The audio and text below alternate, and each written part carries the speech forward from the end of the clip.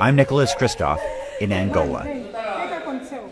Jose Chivango has just died in front of his mother and grandmother.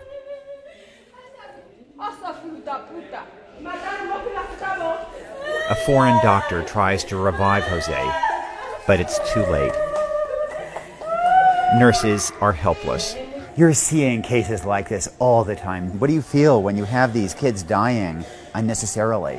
Estagnada, não consigo fazer nada, mas eu sinto pela criança que está aí. O hospital às vezes não tem essas coisas. Não sei. 16,000 children die every day worldwide, and most cases are preventable.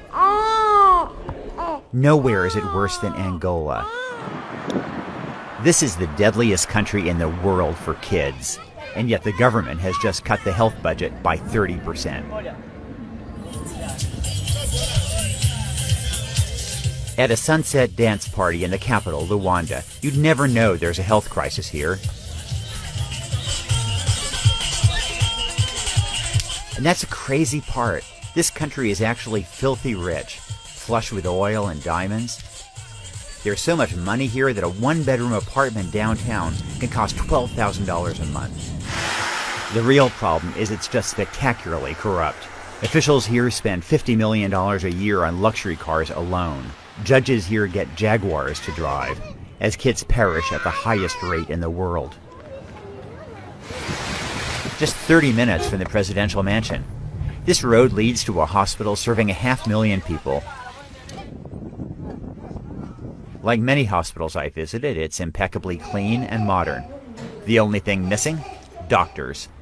There are 5 mothers here with urgent cases of children who are very sick. 4 of the 5 have already lost other children. Almost all the cases here are preventable. No detectable hemoglobin? Wow. And the staff was clueless. I was shocked that this nurse didn't know that Marcelina's reddish hair is an obvious sign of malnutrition. She's malnourished, right? Não tem malnutrição, mas é só a malária mesmo que ela tem. O cabelo dele é sempre mesmo vermelho, não é isso? O cabelo dela só começou a ficar roxo quando ela também tem um problema de inflamar o corpo, barriga. É malnutrição. Here's my diagnosis. It's easier for officials to steal money by commissioning a big, expensive hospital. Training staff, on the other hand, doesn't offer that kind of payday. President Jose dos Santos has ruled for 36 years through a brutal civil war that ended in 2002. He's used the country's oil wealth to enrich his cronies as kids die. But I know the president cares about at least one child. After all, he turned his daughter, Isabel, into Africa's youngest billionaire. Both of them ignored my interview requests. But if you want the government's perspective on how things are going here, look at this poster. It's a warning about junk food on the walls of many public hospitals, and it's hanging above kids dying of malnutrition. Angola, rich oil country, diamonds? How can this be? The government won't spend the money to make it change. Stephen Foster is an American missionary surgeon who has worked for 37 years in Angola. He runs a hospital for the poor overlooking the city of Lubango in southwest Angola. And it was sticking out of the leg? Yeah, broke right through. The suffering is biblical. Complications of severe malnutrition left this 10-year-old with a bone infection and his femur broken and protruding through the skin. Nobody took an x-ray for another year. Dr. Foster saved his life and leg. You don't need to make any new discoveries to prevent typhoid fever. You don't need to make any discoveries to provide better nutrition to children. The reality is that these kids in the hospitals are the lucky ones. 50% of Angolans don't have access to health care at all. So what I've been seeing in the last few days, kids dying of malaria, of severe acute malnutrition, yes. That is the better half of Angolan health care. You've seen the best. That's what's happening as the best. Yes, exactly. Boy. If you dropped in here in a time capsule back in 1750, it's the kind of medicine that you can get 10 kilometers down the road here. So this is what it's like to drive back in time. It takes 8 hours down barely passable roads to get to a series of villages near Melange, east of the capital. No schools, no clean water. The only clinic in the region has been sealed shut for at least a year. I couldn't imagine suffering worse than what I'd seen in the hospitals. Then I met Delfina Fernandez. The hardest thing for any parent is to lose a child, and you've lost 10 children. Whose fault is that? Não estava lá médico, enfermeiro não estava. Tem que tirar medicamento desse de raiz, não aguenta. Delfina is blind in one eye and suffers from rotting teeth that cause agonizing pain every waking moment. She doesn't even know that Angola is rich. The only petroleum in her world is the gasoline that she uses to rinse her mouth to numb her toothache. Do you know whether Angola has a lot of oil and gas? Aquele só tem que comprar para meter aqui dentro, para matar só aquele bicho que está lá. Meter na lockdown, para meter só aqui. Petróleo? É. The one thing the Angolan government does offer is free family planning. Let's go inside and see what we find. This clinic in Lubango is packed with women who would love to get birth control. Are these available right now or not? Não, mandamos comprar, não está disponível, não temos. The nurse admitted that the shortage is a nationwide problem. She blamed it on the falling price of oil. But the country is still rich enough to build skyscrapers in Luanda, but not quite rich enough to provide injectables for these women at $15 a person.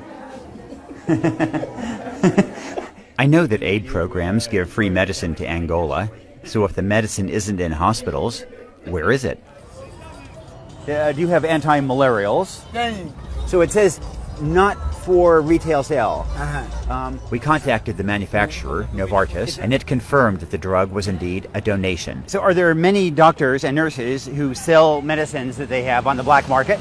Sim, eles tiram. Vem nos vender nós porque aquela é coisa que mais dinheiro. Que eles dê dinheiro.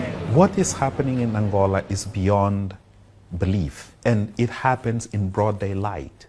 Rafael Marques de Moraes is a courageous journalist who's been jailed for exposing government corruption.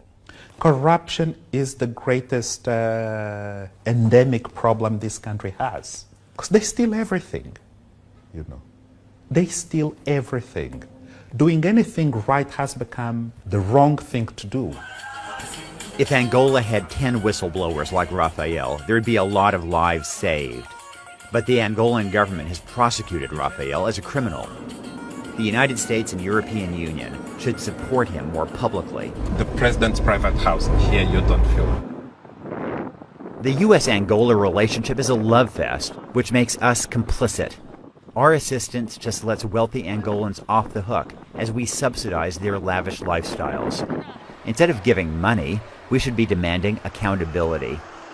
And let's not forget about Western oil companies that occupy these towers. They too have blood on their hands for facilitating this corruption, and thus the deaths of children like Denise. The 11-month-old girl just died of malaria, even after her parents, Celia and Armando Matuba, bribed doctors at a hospital to get her better care. The family let us watch at the morgue as they washed and dressed tiny baby Denise. It's almost impossible to understand that she's dead. This year, world leaders are developing a 15-year battle plan to eliminate extreme poverty. Angola is a reminder that we can save children's lives not just with medicine and clean water, but also by battling corruption and our own complicity in it. Essa criança, nenhum mal ela cometeu.